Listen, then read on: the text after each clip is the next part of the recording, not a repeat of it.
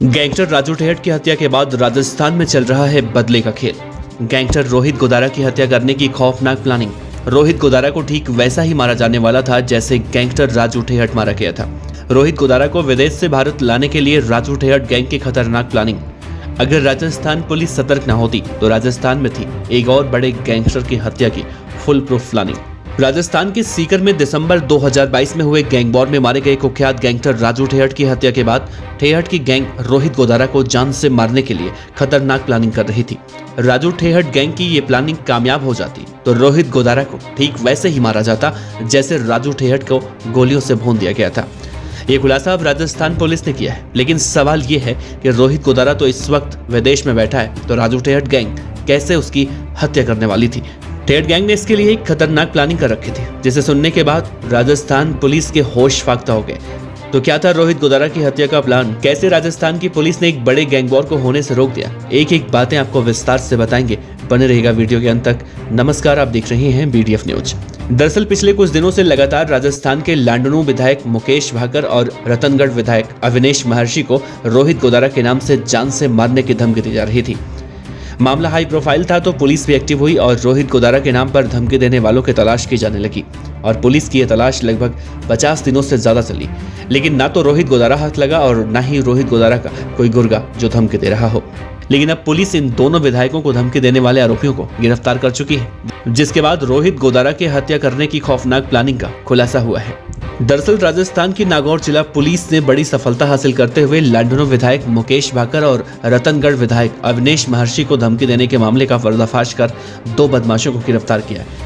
Police ने विदेश से धमकी भरे कॉल करने वाले और इसकी प्लानिंग करने वाले दोनों बदमाशों को दबोच लिया। इन बदमाशों ने गैंगस्टर राजू ठेहट हत्याकांड मामले को चर्चा में लाने और गैंगस्टर रोहित गोदारा की गिरफ्तारी करवाने के लिए ये पूरा षड्यंत्र रचा था।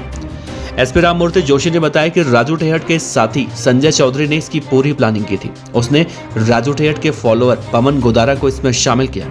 इसके बाद पवन गोदारा ने कुवैत से गैंगस्टर रोहित गोदारा बनकर सबसे पहले 23 मार्च को सुजानगढ़ में JDJ ज्वेलर्स को धमकी दी। इसके बाद रोहित गोदारा के नाम से 3 अप्रैल को लांडनू विधायक मुकेश भाकर को जान से मारने की धमकी दी गई।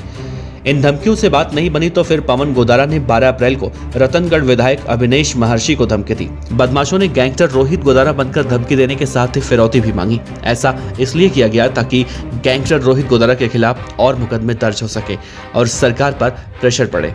इसके साथ ही रोहित गोदारा का नाम आने से राजू ठेहट का मामला भी चर्चा में आने की संभावना थी। इसी के चलते पवन गोदारा ने रोहित गोदारा बनकर विधायकों को धमकियां दी।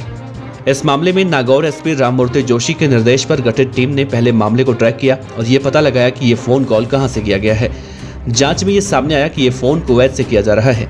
उसके बाद आरोपी पवन गोदारा की पहचान की। बाद में प्रेशर बनाकर पवन गोदारा को कुवैत से भारत बुलाया गया और दिल्ली एयरपोर्ट पर दबोच लिया गया। इससे पूछताछ में षड्यंत्र रचने वाले संजय चौधरी के नामों का खुलासा हुआ तो दबिश देकर उसे भी गिरफ्तार कर लिया गया। फिलहाल दोनों आरोपी पुलिस कस्टडी में हैं और एक एक कर कई खुलासे कर रहे हैं।